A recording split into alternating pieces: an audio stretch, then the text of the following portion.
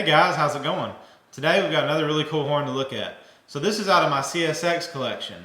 This is a square tag K5LA. Now this horn is exactly how it was when it came off the locomotive. It's got really good paint. And what I mean by exactly how it was is I haven't removed the back caps, I haven't taken the bells off the manifold. The back caps and the bells are all sealed together with the paint. So I didn't want to mess any of that paint up. So this horn is actually running in the R24 configuration with the reverse 2 and 4.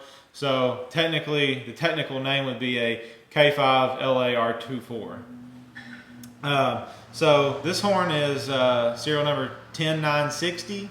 It is a square tag. That'd put it in the mid 90 range for a date, for its age. So really good sounding horn.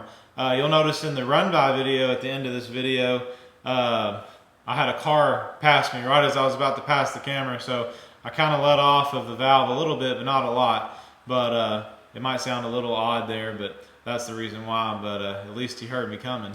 So anyway, really cool horn. This is the CSX Nathan Airchime square tag K5LA.